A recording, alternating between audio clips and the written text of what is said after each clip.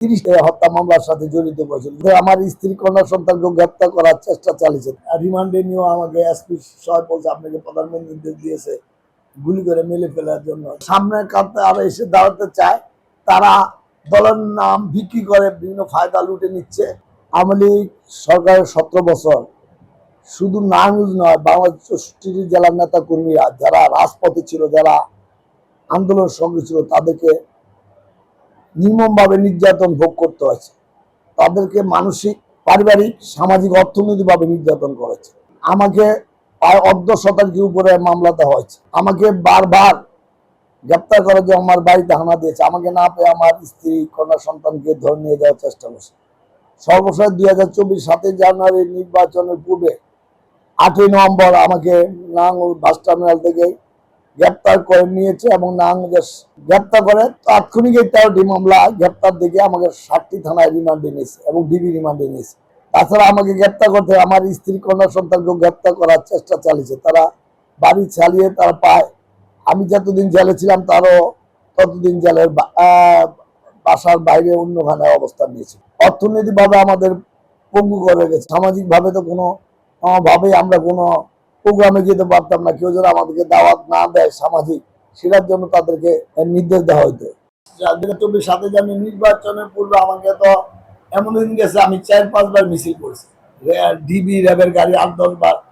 কিন্তু যখন আমাকে গ্রেপ্তার করলো ওদিনকে আমি ভীষণ ভয় পেয়ে গেছিলাম যে পুলিশ আমার গলা চিপে ধরে আমাকে গ্রেপ্তার করে ট্রেনে নিয়েছে। আমি তো বলছিলাম যে আমাকে কি আসলে কি গ্রেপ্তার করছে নাকি আমাকে কোনোভাবে গুম বা খুন করে ফেলবে, বা রিমান্ডে নিয়েও আমাকে এসপি সাহেব বলছে আপনাকে প্রধানমন্ত্রী নির্দেশ দিয়েছে গুলি করে মেলে ফেলার জন্য। যখন এইসব কথা বলেছে এসপি বা পুলিশ প্রশাসনের লোকেরা, তখন তো স্বাভাবিক মেন্টালিভাবে কিছু আমি আপসেট ছিলাম এবং ভয় পেয়েছি এবং পরিবার নিয়ে আমি আতঙ্কিত ছিলাম।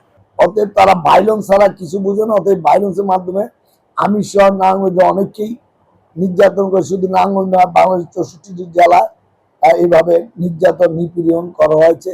আমি 1/2 মামলা হাজিরা দিয়েছি, এবং 2024 5 আগস্ট বৈষম্য বিরোধী আন্দোলনে আমাদেরকে 30টি হত্যা মামলা হত্যা মামলার সাথে জড়িত করেছিল। যদি 5 আগস্টের সরকার পট পরিবহন খুনি হাসিনা পদত্যাগ না হতো, এতদিন আমাকে ফাঁসির কাছে থাকতে হতো। বর্তমানে যারা আওয়ামী লীগ আমলে বিএনপির বহনামটিও নেয়নি, যারা বলছে বিএনপি করে না, বা আমরা যারা নির্যাতিত আমাদের পাশও দেয় আমাদের খোঁজ খবর নেই, তারা এখন সামনের কাঁধে আরো এসে দাঁড়াতে চায়।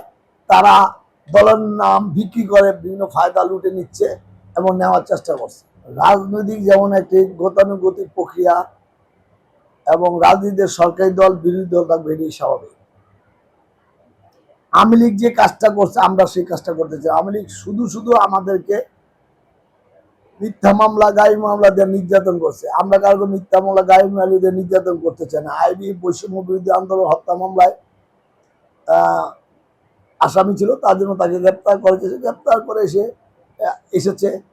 আর যারা এমনি যারা সংগঠিতভাবে যারা রাজপথে মিছিল করতে সাহস পায় না, মুখোশ পরে গ্রামে গুঞ্জে খেতে গিয়ে মিছিল করে শহর আইন শৃঙ্খলা অবনতি করতে, তাদের তো প্রশাসন তাদের বিরুদ্ধে আইনগত প্রক্রিয়া ব্যবস্থা নেবে। আইনগত প্রক্রিয়া ব্যবস্থা করতে নিয়ে কেউ যদি অ্যারেস্ট হয়, তাকে আইন যদি জামিন দেয় তাহলে আমাদের বলার কিছু, আর যদি আইন জামিন না দেয় সেটাও আমাদের বলার কিছু নেই। আমরা চাই আমাদের রাজনৈতিক অভিভাবক বিএনপির চেয়ারম্যান বাংলা সরকার মাননীয় পদচারণা তারেক রহমান, উনি কারো বাক স্বাধীনতা কেড়ে নিতে চান না, উনি গণতন্ত্র হত্যা করতে চান না, উনি সরকারি দল বিরোধী দল পরস্পর সহযোগিতায় এই দেশ গঠন করতে চায়। কিন্তু যারা 16 বছর এই দেশে খুন গুম বাক স্বাধীনতা, যে সংবাদপত্রের স্বাধীনতা কেড়ে নিয়েছে, মানুষের ব্যবসা বাণিজ্য কেড়ে নিয়েছে, তাদের বিরুদ্ধে আইনগত ব্যবস্থা নেওয়া একান্ত জেলা যদি না নেয় তাহলে তো তারা আরো সাহস পেয়ে যাবে। কিন্তু আমার দল এবং আমার নেতা কখনো কোনো মানুষের নির্যাতন করে দল ক্ষমতা থাকবে সেটা চায় না। সে চায় জনগণের ভালোবাসা নিয়ে জনগণের সমস্যার সমাধান করে জনগণের মুখে হাসি ফুটে উনি ক্ষমতা থাকতে চায়। অতএব আইবি সহ যারা জেল থেকে বের হয়েছে, আমরা রাজনৈতিকভাবে তাদেরকে কি মোকাবেলা করতে চাই। তারা যদি রাজনৈতিকভাবে মাঠে নামে, আমরা রাজনৈতিকভাবে তাকে মাঠে মোকাবেলা